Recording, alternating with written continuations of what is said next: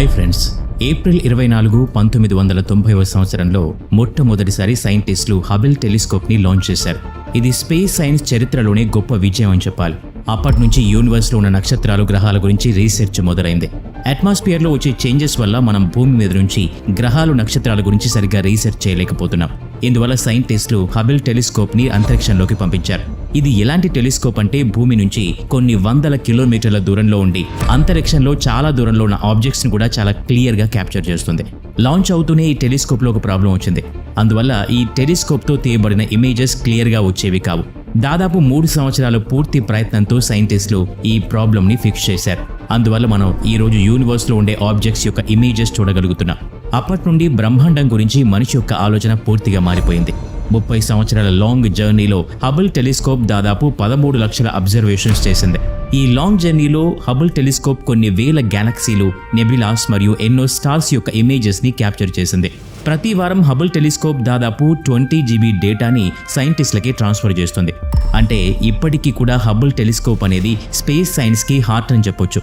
లక్షల ఇమేజెస్ని ట్రాన్స్ఫర్ చేసే ఈ టెలిస్కోప్ కొన్ని ఎలాంటి ఇమేజెస్ క్యాప్చర్ చేసిందంటే వాటి వల్ల పూర్తి స్పేస్ సైన్సే మారిపోయింది.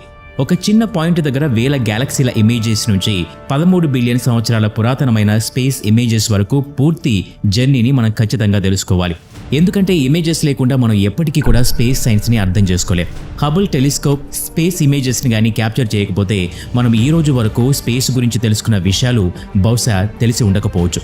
సో ఫ్రెండ్స్, హబుల్ టెలిస్కోప్ గురించి ఇలాంటి ఎన్నో విషయాల్ని ఈ వీడియోలో తెలుసుకుందాం. మరి ఇంకెందుకు ఆలస్యం, let us start our today's episode. 1995లో నాసా సైంటిస్టులు హబుల్ టెలిస్కోప్ని ఒక స్పెషల్ ప్లేస్లో పెట్టి సెట్ చేశారు. ఈ ప్లేస్ ఉర్సా మేజర్ కాన్స్టలేషన్కి దగ్గరలో ఉంటుంది. అంతరిక్షంలో ఉండే ప్లేస్ చాలా అంటే చాలా చిన్నది. ఉర్సా మేజర్కి 2.6 ఆర్క్మినర్స్ ప్లేస్లో హబుల్ టెలిస్కోప్ని సెట్ చేయడం జరిగింది. ఈ విశాలమైన అంతరిక్షంలో 2.6 ఆర్క్మినర్స్ ప్లేస్ అంటే చాలా చాలా తక్కువ.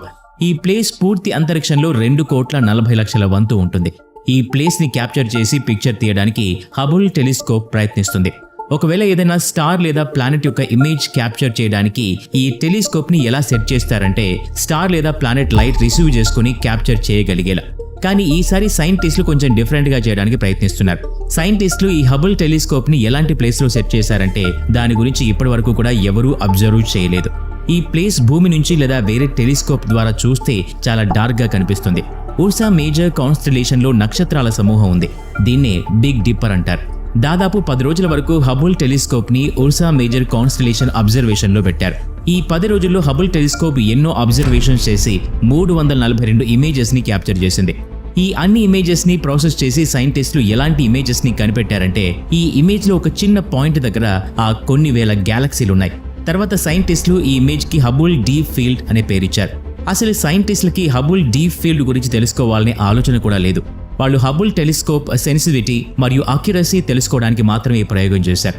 ఈ హబుల్ డీప్ ఫీల్డ్ని అబ్జర్వ్ చేసినట్లయితే దీంట్లో ఎన్నో వేల నక్షత్రాలు కనిపిస్తాయి. అలాగే ఇక్కడ బ్లూ కలర్లో కనిపించేవన్నీ కూడా గ్యాలక్సీలు. ఈ అన్ని గ్యాలక్సీస్ నుంచి కూడా లైట్ జనరేట్ అవుతుంది. దాదాపు 3,000 కంటే ఎక్కువగా గ్యాలక్సీస్ నుంచి లైట్ని హబుల్ టెలిస్కోప్ రిసీవ్ చేసుకుంటుంది. ఇందువల్ల ఈ గ్యాలక్సీలు ఎంత దూరంలో ఉన్నాయి, అవి ఎలా కనిపిస్తాయి అని తెలుసుకోవచ్చు. ఈ హబుల్ డీప్ ఫీల్డ్లో ఉండే కొన్ని గ్యాలక్సీలు ఎంత దూరంలో ఉన్నాయంటే వాటి యొక్క లైట్ భూమి మీదకి రావడానికి 12 బిలియన్ ఇయర్స్ పడుతుంది. మనం ప్రస్తుతం చూస్తున్న ఈ ఇమేజ్ 12 బిలియన్ సంవత్సరాల పురాతనమైంది. 20 సంవత్సరాల ముందు తీయబడిన ఈ ఇమేజ్ చాలా స్పెషల్ ఇమేజ్గా చెప్పుకుంటారు. ఇది పూర్తి స్పేస్ సైన్స్ని మార్చేసింది. ఈ ఇమేజ్ వల్లనే యూనివర్స్ అనేది ఎలా మొదలైంది అనే విషయం గురించి సైంటిస్టులకు అర్థమైంది. మన అందరికీ ఆశ్చర్యం కలిగించే విషయం ఏమిటంటే ఆకాశంలో ఉండే చిన్న హబుల్ డీప్ ఫీల్డ్లోనే 3,000 గ్యాలక్సీలు ఉంటే పూర్తి యూనివర్స్లో ఇంకా ఎన్ని గ్యాలక్సీలు ఉంటాయో మీ ఊహకే వదిలేస్తున్నాం. హబుల్ టెలిస్కోప్ చాలా సెన్సిటివ్గా ఉంటుంది. ఇందువలనే ఇది లైట్ యొక్క వేవ్ లెంగ్త్ని బట్టి స్టార్స్ అలాగే ప్లానెట్స్ని చాలా అక్యురసీతో అబ్జర్వ్ చేయగలుగుతుంది. కానీ ఏ విధంగా అయితే ఈ బ్రహ్మాండం విస్తరిస్తుందో అదే విధంగా దీంట్లో ఉండే ఆబ్జెక్ట్స్ యొక్క లైట్ వేవ్ లెంగ్త్ కూడా స్ట్రెచ్ అవుతూ వస్తున్నాయి. ఆబ్జెక్ట్ యొక్క వేవ్ లెంగ్త్ స్టార్టింగ్లో ఉండే వేవ్ లెంగ్త్ కంటే కూడా ఎక్కువ అవుతూ వస్తోంది. ఈ ఫెనోమెనన్నే రెడ్ షిఫ్ట్ అంటారు. ఈ ఫెనోమెనన్లో ఏదైతే ఆబ్జెక్ట్ యొక్క డిస్టెన్స్ పెరుగుతూ వస్తుందో దాని యొక్క వేవ్ లెంగ్త్ కూడా ఆబ్జెక్ట్ డిస్టెన్స్ని బట్టి పెరుగుతూ ఉంటుంది. దీన్నే రెడ్ షిఫ్ట్ ఫ్యాక్ట్ అంటూ ఉంటారు. ఏదైనా లైట్ యొక్క రేట్ షిఫ్టెడ్ అయితే దాని యొక్క వేవ్ లెంత్ కూడా అంతే స్ట్రెచ్ అవుతూ వస్తుంది. ఇలాంటి ఎక్కువ వేవ్ లెంత్ గల ఆబ్జెక్ట్స్ ని కనిపెట్టడానికే హబుల్ టెలిస్కోప్ ని తయారు చేశారు. రెడ్ షిఫ్ట్ హెల్ప్ తో హబుల్ టెలిస్కోప్ గ్యాలక్సీ GN-Z11 అనే గ్యాలక్సీ యొక్క ఇమేజ్ ని 2016లో క్యాప్చర్ చేసింది. ఈ గ్యాలక్సీ భూమి నుంచి దాదాపు 32 లైట్ ఇయర్స్ దూరంలో ఉంది. కానీ రిసీవ్ అవుతున్న ఈ గ్యాలక్సీ యొక్క లైట్ 13,40,00,000 ఇయర్స్ పురాతనమైంది. ఈ గ్యాలక్సీ దాదాపు బిగ్ బ్యాంగ్ సంఘటనకి చాలా దగ్గరగా ఉంది. ఎందుకంటే బిగ్ బ్యాంగ్ జరిగి 13.8 బిలియన్ ఇయర్స్ అవుతోంది. అలాగే Z11 గ్యాలక్సీ నుంచి వచ్చే లైట్ 13.4 బిలియన్ ఇయర్స్ పురాతనమైంది. దీన్ని బట్టి ఈ స్టార్టింగ్ స్టేజ్ లో గ్యాలక్సీలు ఎలా పుట్టాయో తెలుస్తుంది. Z11 గ్యాలక్సీ ఇమేజ్ యొక్క డిస్టెన్స్ హబుల్ టెలిస్కోప్ యొక్క మాక్సిమం రేంజ్ అని చెప్పొచ్చు. ఇంతకంటే ఎక్కువ డిస్టెన్స్ లో ఉన్న ఆబ్జెక్ట్స్ హబుల్ టెలిస్కోప్ క్యాప్చర్ చేయలేదు. 13.4 బిలియన్ ఇయర్స్ పురాతనమైన ఈ గ్యాలక్సీ ఇమేజ్ ని క్యాప్చర్ చేయడం హబుల్ కి చాలా కష్టమైంది. కానీ ఇది ఎలా పాసిబుల్ అయింది అంటే హబుల్ టెలిస్కోప్ వేరే గ్యాలక్సీని క్యాప్చర్ చేస్తున్న టైంలో ఆ గ్యాలక్సీ గ్రావిటీ కారణంగా Z11 గ్యాలక్సీ యొక్క లైట్ బెండ్ అయి హబుల్ టెలిస్కోప్ కి చెక్కింది. ఇలా వేరే గ్యాలక్సీ ద్వారా లైట్ బెండ్ అవ్వడాన్ని గ్రావిటేషనల్ లెన్సింగ్ అంటారు. ఈ ఫెనోమినన్ వల్లనే హబుల్ టెలిస్కోప్ అంత దూరంలో ఉన్న Z11 గ్యాలక్సీని క్యాప్చర్ చేయగలిగింది. ఇప్పుడు మీకు డౌట్ రావచ్చు, అదేంటంటే యూనివర్స్ పుట్టి 14 బిలియన్ ఇయర్స్ అవుతోంది, అలాగే ఏ అప్డేట్ కూడా లైట్ కంటే స్పీడ్గా ట్రావెల్ చేయలేదు. మరి ఈ Z11 Galaxy 32 billion light years దూరంలో ఎందుకు ఉంది? ఇది యూనివర్స్ ప్రిన్సిపల్స్ కూడా వ్యతిరేకమైంది కదా, మరి ఎందుకు? దీని కారణం ఏంటంటే యూనివర్స్ కంటిన్యూస్గా ఎక్స్పాండ్ అవ్వడం.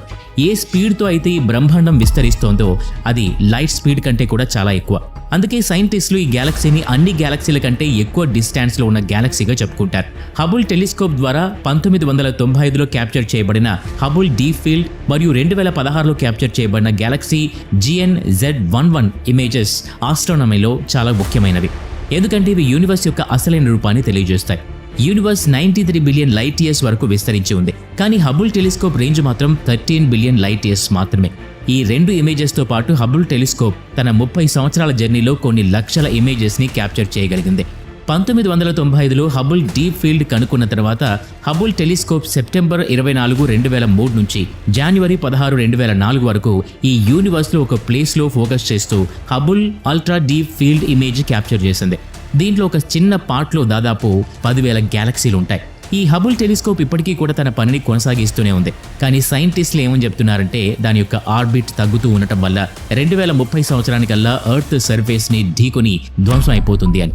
అందుకనే సైంటిస్టులు హబుల్ టెలిస్కోప్ ప్లేస్లో న్యూ జనరేషన్ టెలిస్కోప్ పై ఎక్కువ శ్రద్ధ తీసుకుంటున్నారు. టెలిస్కోప్లో ఒక చిన్న మిస్టేక్ ఉన్నా కూడా చాలా నష్టాన్ని కలిగిస్తుంది. అందుకనే దీన్ని తయారు చేయడానికి చాలా టైం పడుతుంది. జేమ్స్ వెబ్ స్పేస్ టెలిస్కోప్ ని హబుల్ టెలిస్కోప్ ప్లేస్ లో రిప్లేస్ చేయనున్నారు. దీన్ని 2030 కంటే ముందే రిప్లేస్ చేయడానికి ట్రై చేస్తున్నారు. ఈ జేమ్స్ టెలిస్కోప్ హబుల్ టెలిస్కోప్ కంటే పెద్దది మరియు more sensitive. James Webb telescope Hubble telescope తో కూడా పాసిబుల్ కాని వాటిని పాసిబుల్ చేయవచ్చు. ఈ టెలిస్కోప్ చాలా తొందరలోనే స్పేస్ లోకి లాంచ్ చేయాలని, అలాగే ఈ యూనివర్స్ గురించి ఇంకా ఎన్నో కొత్త విషయాలు తెలుసుకోవాలని ఆశిద్దాం.